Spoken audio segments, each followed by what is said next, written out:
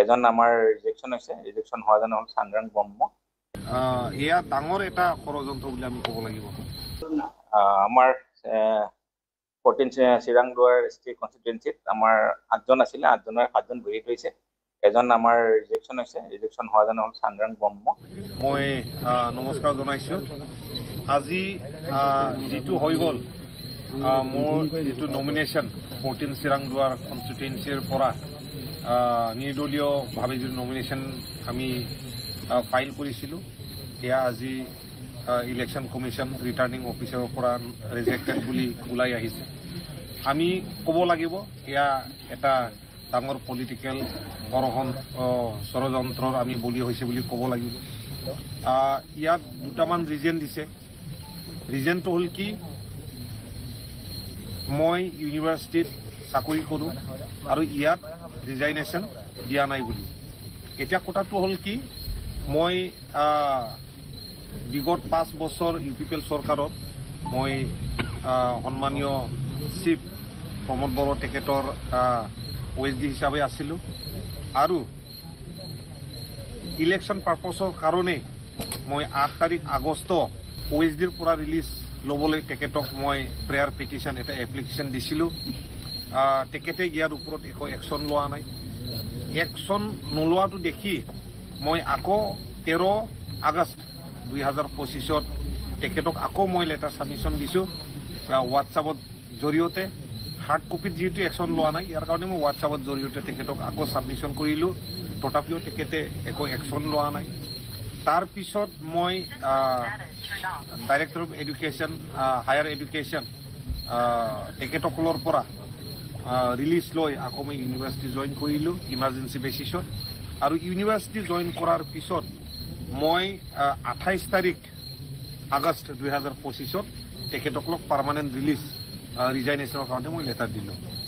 ইয়াৰ পিছত ৰিজাইনেশ্যন দিয়াৰ পিছত তেখেতসকলে ফাইলটো আধা চলোৱাৰ পিছত আপোনাৰ যিটো ফাইল, এই ফাইলখন মিডিলত আকৌ ষ্টপ হৈ গ'ল। ষ্টপ হোৱাৰ পিছত মোক ছাজেশ্যন দিলে কি ৰিজাইনেশ্যন নালাগে, গুৱাহাটী ইউনিভাৰ্চিটিত এটা ক্লজ আছে, ইয়াৰ দ্বাৰাই এক্সট্ৰা অৰ্ডিনাৰী লিভ, ইয়াৰ দ্বাৰাই ইলেকশ্যন খেলিব পাৰে বুলি। এই মৰ্মে মোক অৰ্ডাৰ দিয়া হৈছিলে extraordinary leave to contest Bodoland Territorial Council election 2025। তাৰপিছত যেতিয়া আমি 2 তাৰিখ নমিনেশ্যন দিবলৈ গ'লোঁ, 2 তাৰিখ নমিনেশ্যন দিবলৈ যাওঁতে তেখেতসকলে আমাক ক'লে কি ৰিলিজ লেটাৰ বা ৰিজাইনেশ্যন লেটাৰটো লাগিব। ইয়াৰ কাৰণে ইমিডিয়েটলি মই ইউনিভাৰ্চিটিত গৈ 2 তাৰিখত ছেম দিনাই নমিনেশ্যন ছেম দিনাই ৰিজাইনেশ্যন মই ফাইল কৰিলোঁ। তাৰপিছত ফাইলটো মুভমেণ্ট নোহোৱা হৈ গ'ল। আকৌ দেখিলোঁ সকলো প্ৰচেছটো চলি আছে কিন্তু বহুত শ্ল'। ইলেকশ্যন মেটাৰ আমি জানো, যদি কোনোবাই এটা ডেম'ক্ৰেটিক প্ৰচেছত যদি ভাগ ল'বলৈ খুজিছে, ইয়াক এৰি দিব লাগে আৰু অন প্ৰায়ৰিটি বেচিছ কামটো কৰি দিব লাগে। বৰঞ্চ তেখেতসকলে মোৰ ফাইলটো চাইড কৰি ৰখাটো মই দেখিবলৈ পাইছোঁ, একশ্যন লোৱা নাই। তাৰপিছত যোৱা 2 দিনমানৰ আগত এজন 2জন অফিচাৰৰ মোবাইল ছুইচ অফ হৈ গ'ল, ক'ত গৈছে আনট্ৰেচেবল হৈ গ'ল, বিচাৰিলেও মই নাপালোঁ। আজি ৰাতিপুৱাৰ পৰাই যিটো মোক আজিলৈকে সময় দিছিলে ৰিলিজ লেটাৰ যদি আজিলৈকে দিব পাৰে মোৰ একচেপ্ট হ'ব। আজি ৰাতিপুৱাই 9টা বজা হোৱাৰ লগে লগে মই ইউনিভাৰ্চিটিত উপস্থিত হৈছিলোঁ। অফিচাৰবিলাকে 9:45 পৰা 10টা বজাত আহিছে। মই চেম্বাৰত বহিছোঁ।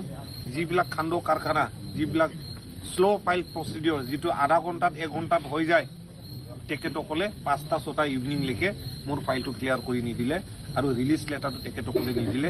ইয়াৰ কাৰণে মোৰ যিটো নমিনেশ্যন ফাইল এইখন ৰিজেক্ট বুলি আমাৰ ইয়াত নটিফিকেশ্যনটো আহিলে। মই দেখিছোঁ মোক যিটো ফৰ্মেলিটিজ কৰিব দিলে, ইয়ালৈকে কৰিব দিছে কি 3 মান্থছ এডভান্স চেলাৰী মই দিব লগা হ'লোঁ। 3 মান্থছ এডভান্স চেলাৰী 9,46,724। মই এই পইচাও পুৰা জমা কৰি দিছোঁ বড়োলেণ্ড ইউনিভাৰ্চিটি জেনেৰেল ফাণ্ডত। 3 মাহৰ চেলাৰী মই দিব লগা হৈছে।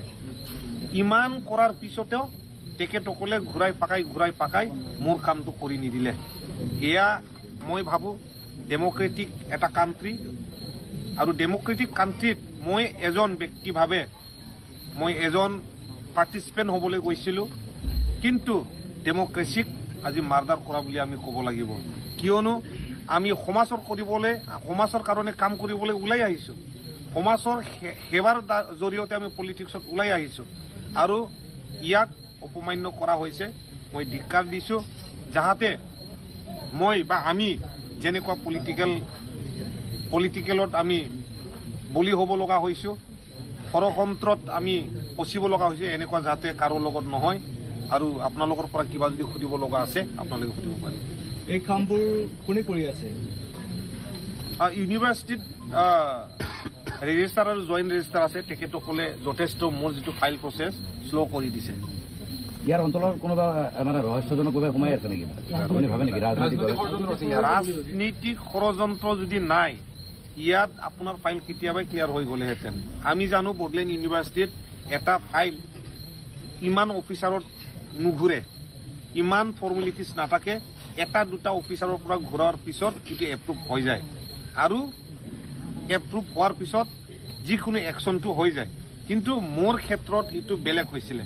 মই OSDৰ পৰাও ৰিলিজ পোৱা নাছিলোঁ, আৰু দিয়া নাছিলে, আৰু ইউনিভাৰ্চিটিৰ পৰাও ৰিলিজ দিয়াৰ কাৰণে বহুত দেৰি কৰি দিছিলে। কিন্তু ষ্টেট গভৰ্ণমেণ্টৰ পৰা যিটো প্ৰচেছ, এডুকেশ্যন মিনিষ্টাৰৰ পৰা যিটো প্ৰচেছ, মই 3 দিনতে যিমান মই ফৰ্মেলিটিছ ৰিলিজ কৰিব লগা আছিলে এয়া কমপ্লিট হৈছিলে। আচ্ছা, আপোনাৰ এতিয়া পৰৱৰ্তী ৰাজনৈতিক স্থিতি কি হ'ব? স্থিতি আমাৰ জ্যেষ্ঠসকল আছে, আমাৰ লিডাৰবিলাক আছে, আমাৰ ছাপৰ্টাৰ আছে, তেখেতসকলৰ লগত ডিছকাছ কৰি আমি পৰৱৰ্তী যিটো পলিটিকেল ফৰ্ট এইখন আমি বাছি ল'ম। মানে আজি কোনো সিদ্ধান্ত উপনীত হ'ব পৰা নাই? আজি সিদ্ধান্ত একো হোৱা নাই। আমি পৰৱৰ্তী সময়ত আমি ভালকৈ চিন্তা চৰ্চা কৰি আমি সিদ্ধান্ত ল'ম। যিহেতু চিৰাংদুৱাৰ সমষ্টিত দুটা ৰাজনৈতিক দলে মূলত যুঁজ হ'ব, PPL আৰু BPR, তাৰে মাজত আপুনি আছিলে এজন, কিন্তু যিহেতু আপোনাৰ মনোনয়ন পত্ৰ ইতিমধ্যে খাৰিজ কৰা হৈছে, তেনে ক্ষেত্ৰত আপোনাৰ স্থিতি বিকল্প কোনটো থাকিব, BPF নে কংগ্ৰেছ? BPF, কংগ্ৰেছ, UPPL বুলি নহয়, ব্যক্তি হিচাপত আমি খাম্পা বৰগোহাঁই জিকি যোৱাটো বিচৰা নাই। কিয়নো আমি 14 চিৰাংদুৱাৰ বাকী হিচাপে খাম্পা বৰগোহাঁইৰ যিটো কাৰ্যকলাপ 17 ইয়াৰ্ছত আমি দেখিছোঁ, হেৰেছমেণ্ট কৰিছে। তেখেতসকলৰ কাৰ্য যিটো সময়, তেখেতসকলৰ শাসনৰ সময়তে কিমানজন মানুহ মাৰা হৈছিলে, কিমানজন মানুহ পিটা হৈছিলে, এইবিলাক আমি দেখিছোঁ। ইয়াৰ কাৰণে আকৌ খাম্পা বৰগোহাঁইক ইয়াৰ পৰা জিকি যোৱাটো আমি নিবিচাৰোঁ। এক প্ৰকাৰ আপুনি আজি আপোনাৰ লগত কি ৰাজনৈতিক ষড়যন্ত্ৰ বুলি হ'ল নেকি? মই কৈছোঁ অলৰেডি ৰাজনীতি ষড়যন্ত্ৰত বলি আমি হৈছোঁ, মই আগতে কৈছোঁ। এয়া ডাঙৰ এটা ষড়যন্ত্ৰ বুলি আমি ক'ব লাগিব। নহ'লে মই চাকৰি লোৱাত ইমান কষ্ট হোৱা নাই, চাকৰি এৰাত মই যিটো কষ্ট পাইছোঁ আপোনালোকক মই বুজাব নোৱাৰোঁ। চাকৰি এৰাৰ যিটো কষ্ট মই আপোনালোকক বুজাব নোৱাৰিম। মই দেউতা মৰাত মই খান্দা নাই, কিন্তু চাকৰি এৰাৰ কাৰণে গৈ অফিচাৰৰ ভৰি ধৰিব লগা হৈছে, তাত মই খান্দিব লগা হৈছে। আৱেগিক হৈ পৰিছে? নাই, আৱেগিক হোৱা নাই।